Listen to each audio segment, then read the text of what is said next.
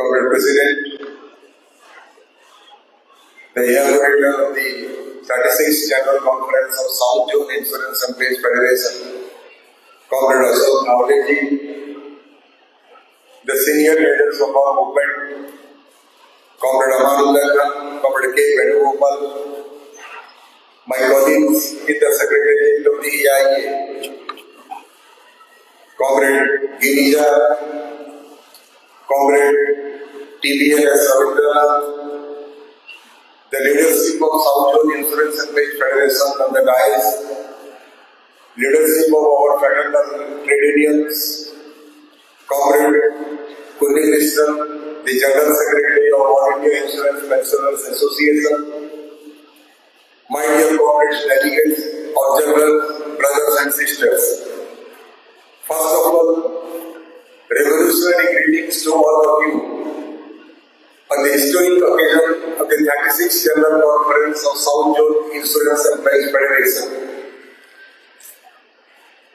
We are extremely happy that the inaugurator of this conference, Comrade Ashok Navleji, his presentation was not only a brilliant academic and erudite presentation, but as he spoke more as a leader from our own movement than as a leader from the Kisan front. And that has been his outstanding hallmark. I heard it for the first time in our movement in Bangalore. And within a span of this 7 to 8 months, I was simply amazed. I discussed with Comrade Amanullah Khan the kind of understanding and appreciation that he had for the issues of the insurance employees and issues of the insurance industry. So thank you very much, Comrade, for this outstanding presentation. We are greatly benefited through your submissions in the conference. Comrade, the conference has had a very great start. We are meeting in the conference under extremely difficult situation, about which Comrade Navleji made a very beautiful presentation. I am not going into that. But the conference has already had a great start in the sense that the rally was a grand rally. And the enthusiastic participation of our comrades, it spoke eloquently of the success of the conference in advance. So my congratulations to all of you for having made a great start of a great conference. Now why do I say that a great start of a great conference? When it comes to our organizational activities, South Zone Insurance Employees Federation, it occupies a pride of place amongst all the zonal federations at the All India level. Comrade Ashok Navleji, he congratulated you for the brilliant strike performance of 9th of July 2025. I feel I will be failing in my duty if I don't congratulate the comrades of South Zone in particular for the historic strike percentage. So far as the overall strength of Class 3 and Class 4 employees is concerned, the percentage in South Zone was 86.34%. That is something outstanding. And when it comes to absenteeism in the office, along with members of other trade unions also, who were not part of this strike action, all this put together, the South Zone did a remarkable job. The absenteeism rate was almost 93%. So the strike was almost 100%. My congratulations from All India Insurance Employees Association. Comrade Navleji congratulated all of us for the 40 lakhs that we have dedicated as a mark of our solidarity with the suffering people of Cuba. The All India collection was 40 lakhs. I am having a lot of pride in informing you. Out of this 40 lakh, the contribution of South Zone Insurance Employees Federation alone was 9.5%, almost 25% of the entire fund mobilized by the AIA all over the country. So you deserve all the appreciation. We have had so many programs during the period from your last conference at Bangalore to this conference in Salem. Two programs or three programs I like to mention. We had a program in March 2022. The program was titled My LIC, My Pride Day. And on that big business day called given by EIT, the performance of South Zone Insurance Employees Federation, that was the best across the country. My congratulations, our congratulations to you. We have had, in spite of this sterling performance of the LIC, serious attempts are being made to weaken the LIC, not only to weaken the LIC, but to denigrate and debuild the LIC as a public sector institution. The morale of the employees was down. The officers were not sure how to come out of the crisis. In spite of this morale, thanks to our free forces, our agents' friends, our development officers' friends, they wanted to move ahead by canvassing policies for the Life Insurance Corporation of India. But the AIA realized this sense of despondency. The AIA gave a call. We have to break this sense of despondency. We must infuse a new sense of energy amongst our comrades. And the AIA gave a call for a strong LIC, for a stronger India. We are very happy. It was the South Zone Insurance Employees Federation that organized a very largely attended convention. That was the first convention at the All India level. It was organized in Madurai under the banner of the South Zone Insurance Employees Federation. So be it our struggle against privatization, be it the question of the one-day strike, be it the campaign to protect and preserve the LIC under the domain of the public sector, in all forms of struggle, including of course that glorious struggle against GST and life and health insurance premium. It is the South Zone Insurance Employees Federation that has blazed a new trend. So our congratulations are due to each and every member of the South Zone Insurance Employees Federation. But then comrades, why are we doing it? Comrade already told in his inaugural address, insurance employees are doing it as a part of the larger working class movement.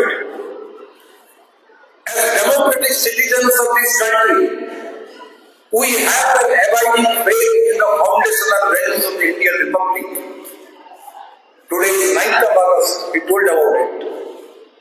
I think 1 year after this day, we are entering into the 79th Independence Day.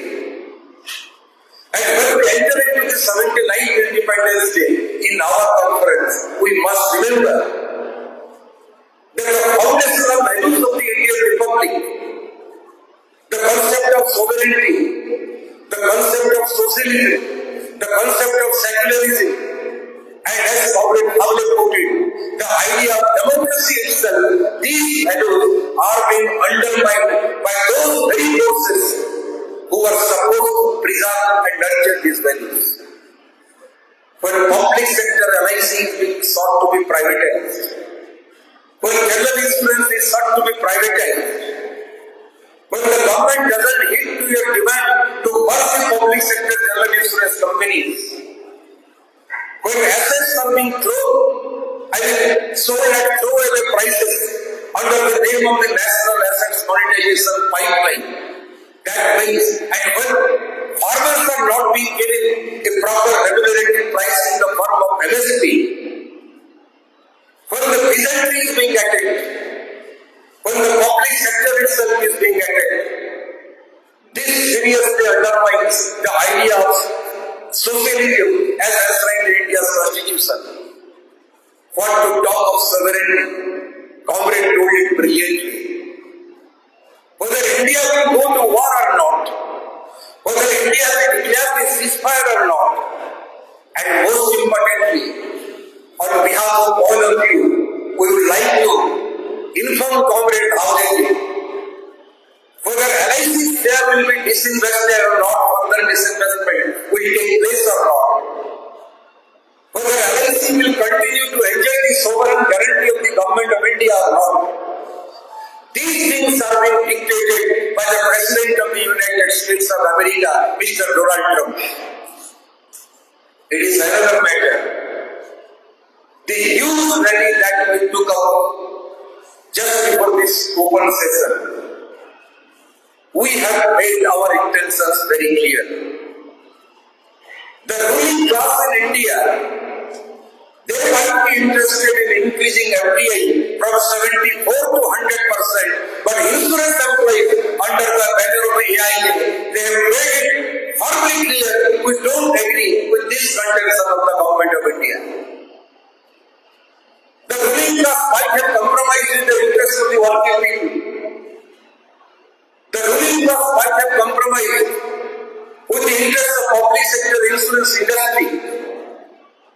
But we are very clear, we have demonstrated in no uncertain terms, come what may, we will resist further dilution of equity from the Life Insurance Corporation of India. We will continue to demand, we will continue to struggle on the demand of merger of public sector general insurance companies. And what is the logic for this increase in the foreign direct investment? I won't take much of your time. I am very happy a large number of young comrades are participating in this conference in open session at least. I can say a large number of places. But what is the reason? The government of India itself admits on the floor of the parliament as against the provision, the IRDA provision of 74% FDI in India's insurance industry. The actual FDI in India's insurance industry today is only around 32.74%, not even 33%.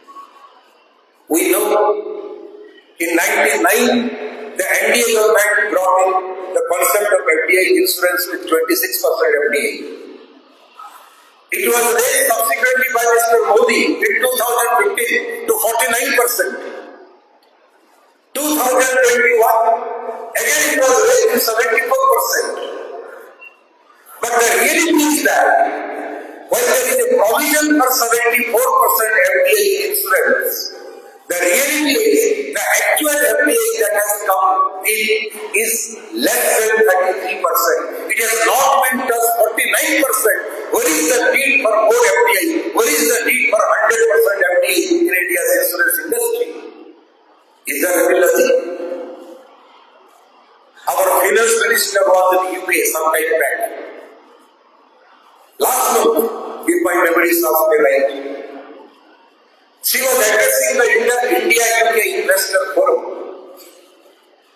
And in the India-UK Investor Forum, the finance minister was boasting of the fact the kind of reforms that our government or Mr. Modi's government has brought in India's insurance industry. The insurance penetration in India, that is, the amount of insurance premium as a percentage of our gross domestic product, it has increased like anything. That was the Honorable Finance Minister of India speaking in UK India Business Forum. Perhaps the Finance Minister is not aware. We would like to remind her from the All India Insurance Employee Association. Perhaps she is living in a false paradigm. With the increase in the number of players, with increase in the quantum of foreign direct investment, the insurance penetration in India over the last few years, it has not gone up Finance Minister to refer to the IRDA yearbooks. 2021-22, the insurance penetration in India was around 4.2% of our GDP. 22-23, from 4.2% it came down to 4%.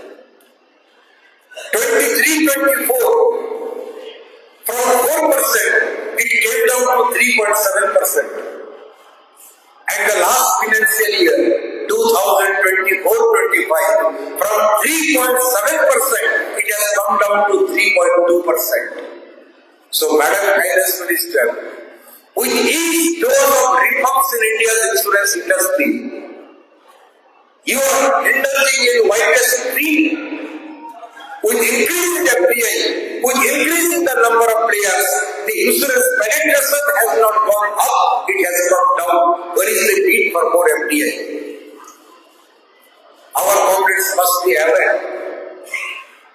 What is the position of FDI in India's insurance industry today? The government claims over the last few years, the total amount of foreign capital that has come into India's insurance sector, that is something around 83,843 crores. But the government and the higher bank pushers of the government, they don't share with the Indian people. Even though there has been an inflow of 83,000 crores of rupees of foreign capital, a large number of players, foreign players, they have quit India's insurance market. There was a company called AIG, American International Group. AIG is no longer operating in India. There was a company called ING, and the company's name was ING Asia. ING has already exited Indian insurance market. Old Mutual, Royal Sound Alliance, our estimate tells us around 9 insurance companies, the latest one being the Alliance Group of Germany, who had a tie-up with the Bajaj Finserv as Bajaj Life Insurance, Bajaj General Insurance, all of them have quit the Indian insurance market. And the government doesn't tell you, the mainstream media doesn't tell you, that when all these companies, they exited out of the Indian insurance market, they have repatriated not less than 64,780 crores of capital. Perhaps you cannot believe. I would request you to go to the monthly or quarterly statistics book being published by the Reserve Bank of India. This is not AIA's data. The government claims, Mr. Modi claims, by the year 2047, India will become a Vishwaguru. The government claims, after the introduction of the Made in India program of this government, India has become a hub, or rather an investment destination for foreign capital. But what is the reality? You won't believe if I share the data with you. In the last financial year, the net flow of foreign capital into India, its amount was $353 million. That means around $0.4 billion, not even $1 billion.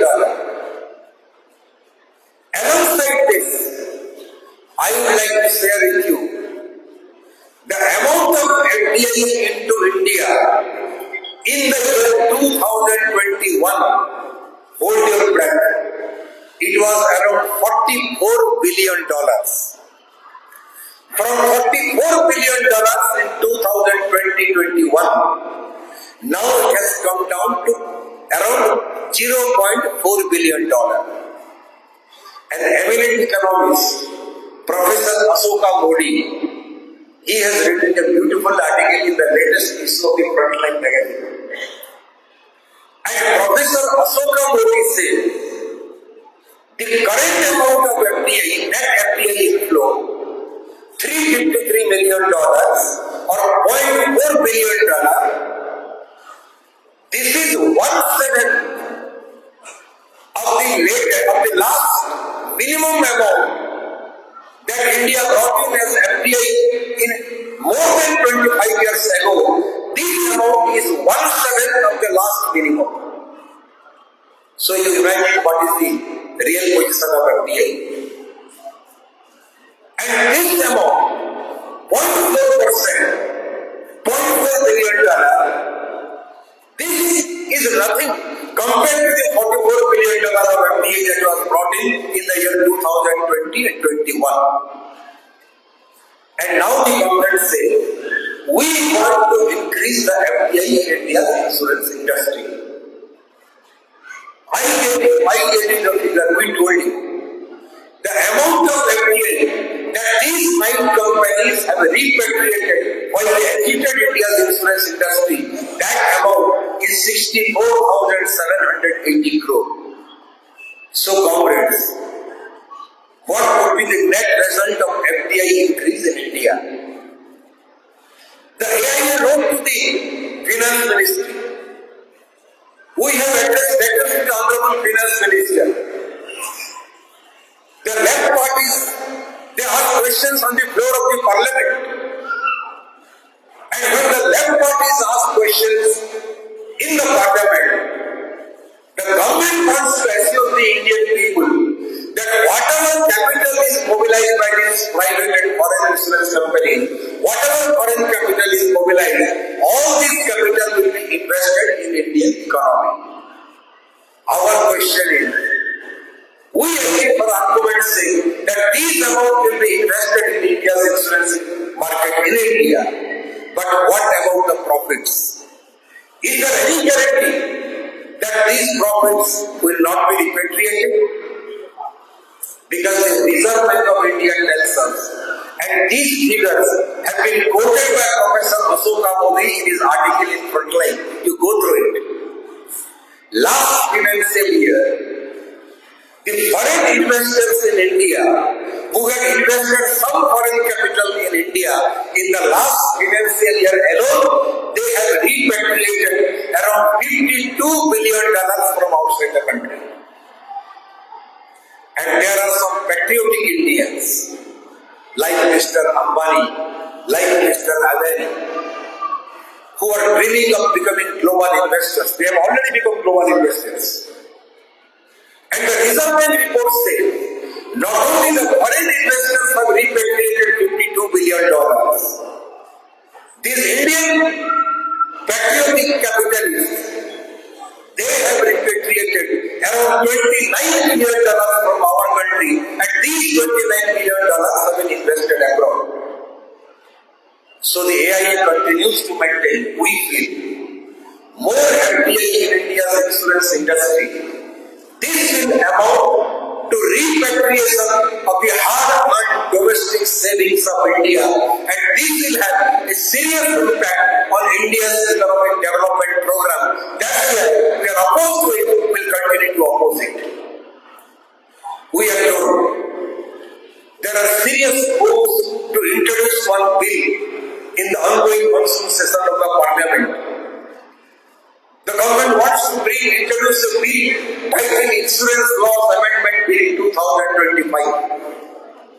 Increase in FDI is one issue. They want to introduce a new concept of composite insurance. AIA has already written a letter opposing these books. We have already done a struggle. 9 last strike. This was also one of the important demands in that strike action. Composite insurance, taking away powers from the purview of the parliament and giving more powers to the regulator of the industry, that is the IRDA. Then bringing down the minimum capital requirement for someone who wants to establish an insurance company. And all these reforms the government is trying to peddle by selling a dream that these measures will allow more and more players to come into the insurance market in India, and more players means greater competition. Greater competition means more benefit to the policyholders. I would like to share with you from the AIA the frustration and anxiety of our Honorable Finance Minister. When he spoke in London, she was lamenting, when we introduced reforms in India's insurance industry, our expectation was that with more players, greater competition, not only penetration will increase, our expectations was that insurance premiums will come down. But the Finance Minister was lamenting, with all these years of competition, rather than coming down, insurance premium has not come down. Insurance premium, to use the Finance Minister's words, it has gone northwards. Northwards means insurance premium has increased. So our understanding is that, comrade, in the name of insurance reforms, whatever measures the government wants to bring in by way of the Insurance Law Amendment Bill 2025, these measures, they have the potentiality to throw back India's insurance industry to the pre-nationalization days. So therefore, it is our democratic and patriotic responsibility to resist these books of the government of India, which they are trying to sell in the name of reforms in India's insurance industry. But the question is, as Comrade Howley put it, to fight for privatization, to fight for protection of public sector, this is a patriotic responsibility for us. When we speak for the Indian people, we think that this is one of our basic patriotic responsibility as citizens of this democratic country. But there are reports circulating all over the world that this patriotism of the working people of India, including the insurance employees, foreign capital, is considering your patriotism as an act of betrayal, as an act of, demonizing foreign capital. Recently I came across a report. The report is titled Sonar Report 2025. One of the leading reinsurance companies in the world, the Swiss Re,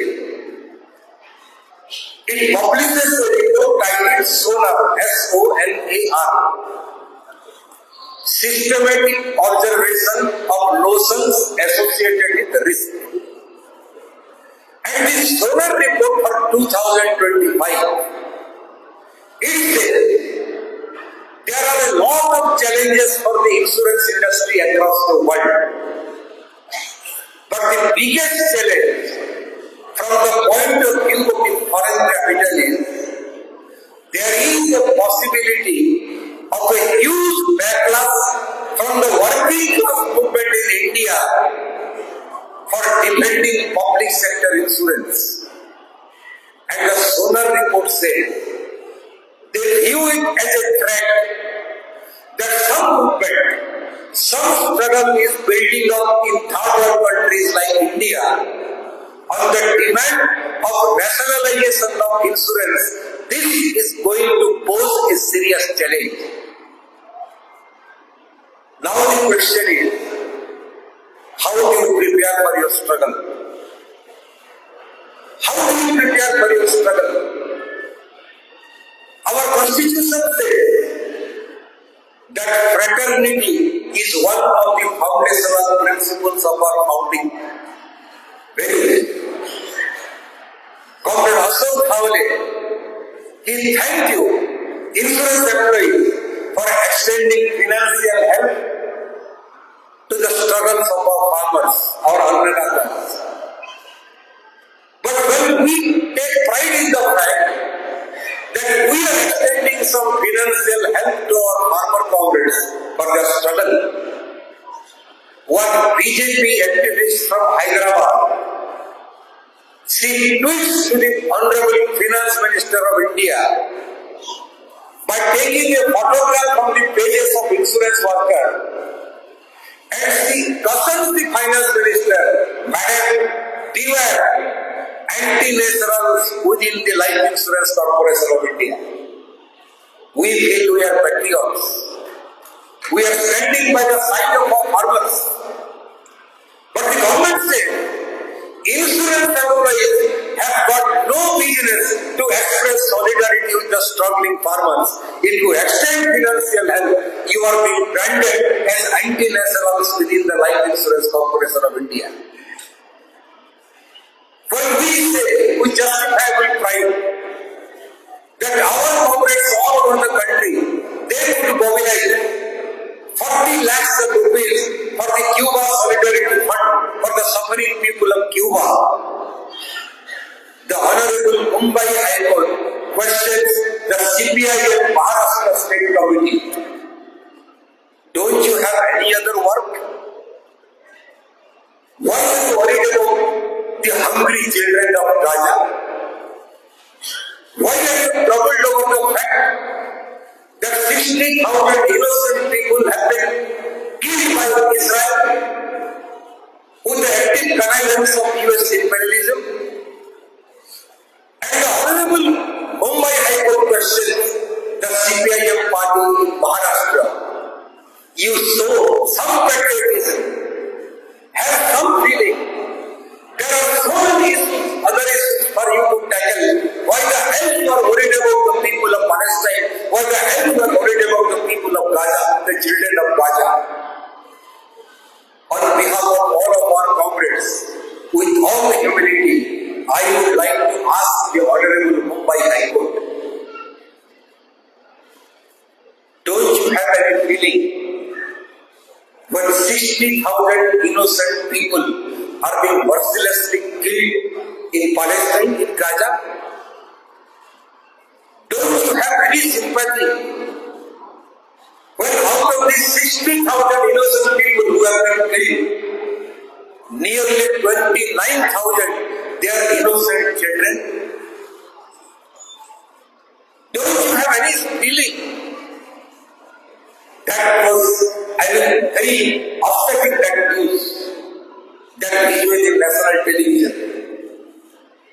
An 8-year-old girl, along with thousands of other innocent children, she without food for more than 15 to 20 days. Tears were rolling down her eyes. She and her friends have got no food. Right under her was right in front of her. Other children are being killed. I happened to see this visual in the BBC. No Indian channel would show this to you.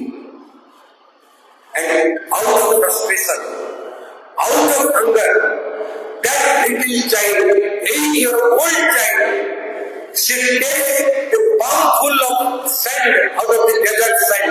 She dumps it down out of hunger. To what unimaginably inhuman level they are being exploited. And when we stand in solidarity with the suffering people of Cuba or the suffering people of Gaza, the ruling class today, they go on campaigning that insurance employees are anti-nationals. But we are absolutely clear, comrade. We are proud of the fact that we have traversed a long distance, a glorious distance of 74 years.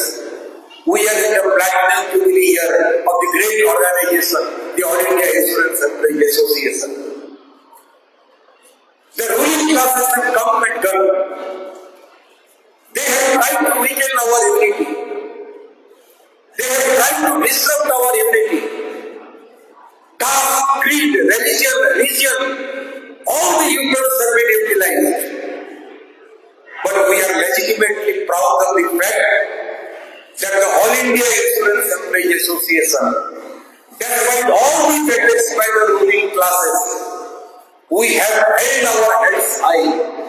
We have traversed this long distance of 74 years and we have entered into the glorious Platinum Jubilee year of the All India Insurance Employee Association. We have maintained our unity intact. I am reminded of a beautiful poem by a British writer, Comrade Vijay might have read it. William Henry Henley. And the poem was in Dictius. If you read the life of Dr. Nelson Mandela, who spent almost 26 years in prison, Dr. Mandela used to say, whenever I felt a sense of desolation or despondency, he would go back to this poem in Dictius. And here, William Henley says, I think it is applicable to our organization, the AIEA. In the fell clutch of circumstance, I have not winced, nor cried aloud. In the fell clutch of circumstance, I have not winced, nor I cried aloud. Under the blessings of giants, my head is bloody, but unbowed. I am the master of my fate. I am the captain of my soul. Today, when we are in the 36th General Conference of the South Insurance Employees Federation, at a time when we are celebrating the Platinum Jubilee year of the great AIEA, I believe in this point. We, the members of the AIEA, we are the masters of our fate. We are the captains of our soul. With this conviction, we will march ahead with the courage of conviction. I am confident, whatever be the challenges, with our unity, with our dedication, with our commitment, we will win these challenges ahead and we will come out successful. Thank you very much. Very good.